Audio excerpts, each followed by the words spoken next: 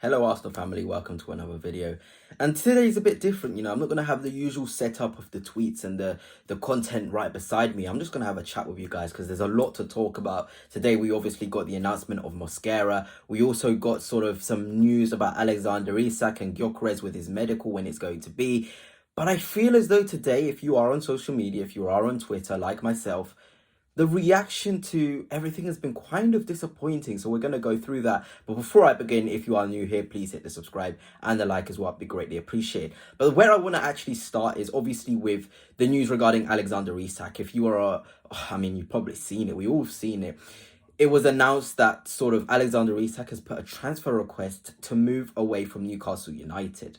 And obviously Arsenal have had a long-standing interest in someone like, Alexander Isak, and obviously they would do. He's a phenomenal player. He's got a lot of ability. He's got a lot of goals. He's always talked about Henry being his idols. It just felt like it would be a match made in heaven that Isak would move to Arsenal at some point. Obviously, that's not going to happen. We've obviously got Victor Gyokeres now, who's actually been announced that he will have his medical tomorrow evening before flying over to Singapore. But the reaction of the Arsenal fans towards Victor Gyokeres following this Alexander Isak transfer request has been quite appalling. It genuinely has. I'm in the camp where I preferred Benjamin Sesko over Victor Gyokeres. I did not want us to sign Victor Gyokeres. I felt that the market was better in terms of number nines. But I've always maintained, if a player is going to put the shirt on for Arsenal Football Club, you back the player 100. No matter what. These other clubs can get their Alexander Isaks. But I'm seeing people say, cancel the Gyökeres medical. Rip his contract apart. This is a guy who, when approached by Manchester United, said, no, I want Arsenal.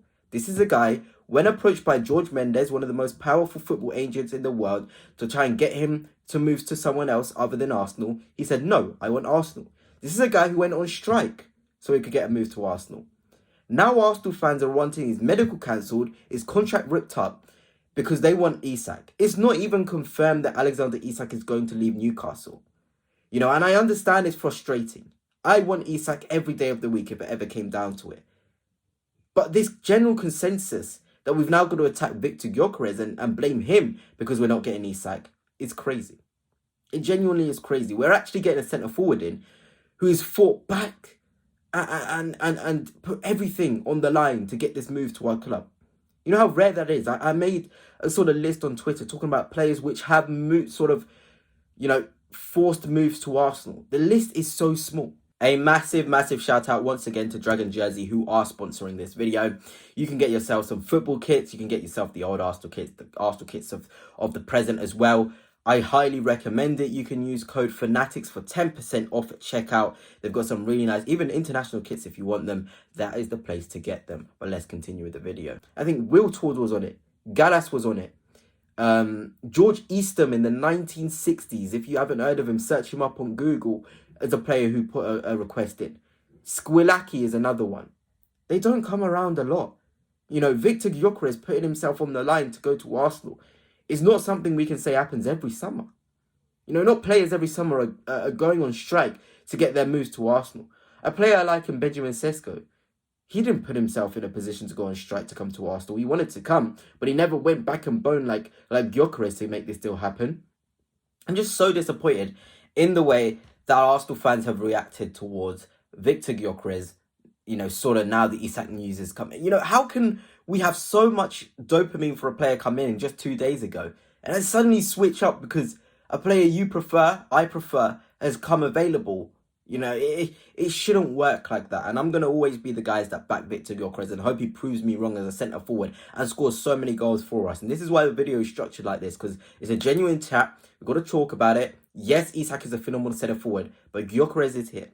Back him every day of the week. If you want to be delusional and say he's way better than Isak, do it. I'm not going to be against you doing that because ultimately that's a form of backing the player. And I really do hope Victor Gyökeres proves the doubters wrong. I am a doubter in terms of I don't think he translates into this team.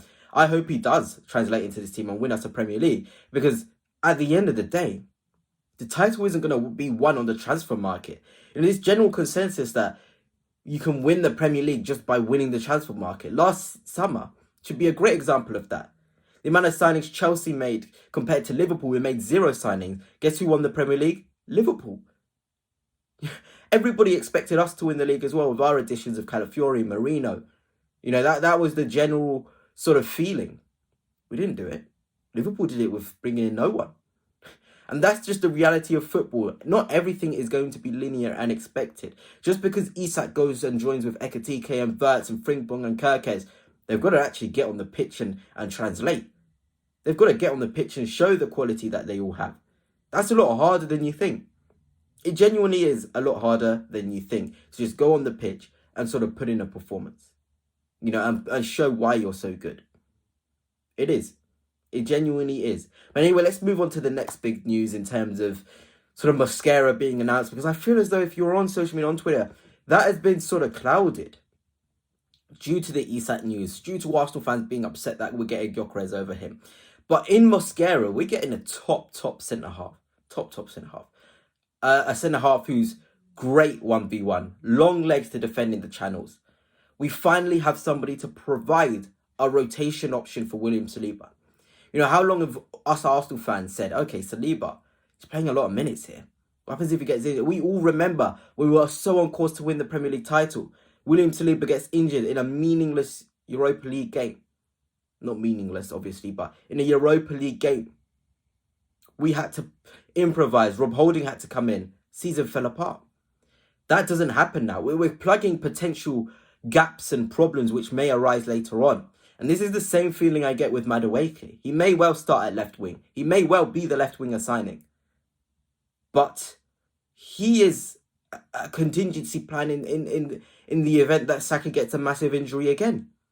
If it gets an injury, you got Madueke to play off the right. You've still got Martinelli. Hopefully Eneze coming through as the last signing of the summer. Then things are looking rosy. So there's general consensus here that Arsenal are making signings that aren't making complete sense. I don't think that's the case whatsoever. You even look at Norgard, he was needed. Zubamendi, he was needed.